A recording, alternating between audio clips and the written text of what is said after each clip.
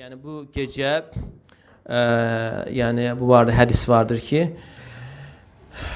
yəni bu gecəni ibadətlə keçirin, gündüzünü oruç tutun deyə bir hədis var. Hədis zəifdir. Hədis zəifdir. Bəraət gecəsi və yaxud bəraət qəndili, yəni bunlar bidətdir. Amma səhih olan odur ki, Peyğəmbər sallallahu əleyhi və səlləm buyurur ki, Allah Teala Şabanın orta gecəsində yaratdıqlarına baxar, hər kəsi bağışlayar, müşrik və müşahindən başqa. Yəni Allaha şərik qoşan və küslü olanlardan başqa. Deməli bu həmən gecədə inşallah gərək insan yəni varsa belə bir şey, gərək bu gecənin fəzilətini ötürməsin və halallıq versin, barışsınlar, tövbə etsinlər. Həmçinin əgər hər hansı bir günahlar varsa, xüsusən də şirk və bəzən şirk deyildiyi zaman insan onu özündən uzaq tutur. Bunun bizə aidiyyəti yoxdur.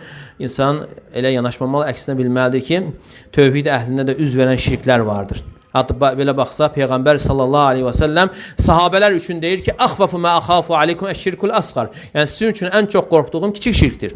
Xitab kimədir? Sahabələrə. Və soruşurlar ki, nədir o kiçik şirk? Deyir ki, ər-riya.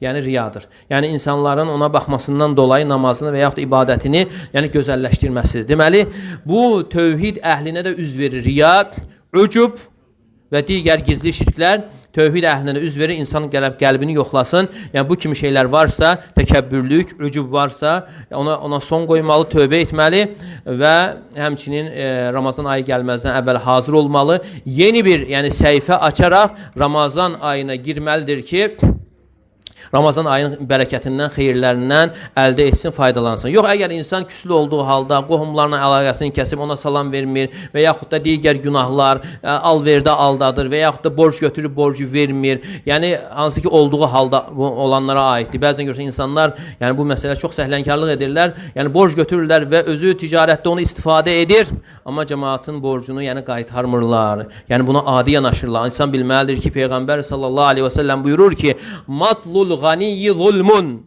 Yəni imkanı olduğu halda borcu qaytarmayan zülmdür. Yəni zülm sayılır, yəni zalim sayılır. İmkanı olduğu halda. Yəni bəzi insanlar arsız halda imkanı var və maşın da alır və digər əməllər də, işlər də görür və ticarətini də genişləndirir. Amma halbuki borc verən insan bəlkə də ondan artı pulu yoxdur, onu qaytarmır. Yəni bu insan zalim sayılır. Bu insan qiyamət günü zalim olaraq gələ bilər. Və ona görə insan belə şeylərə diqqət yetirməli. Və zülm etdiyinə görə də nə olur? O insanın hidayətindən alınır. İnsanın zülmünün miqdarına görə. Allah Teala buyurur ki, "Vallahu la yehdil qavmez-zalimin." Allah Teala zalim qövmləri hidayət etməz.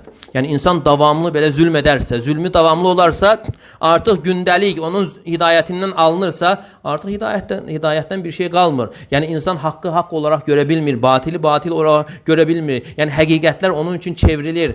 Yəni insan doğrunu səfi doğru görür, həqiqət görür. Yəni bu da sözsüz ki, insana üz verən yəni bəlalardan yəni sayılır.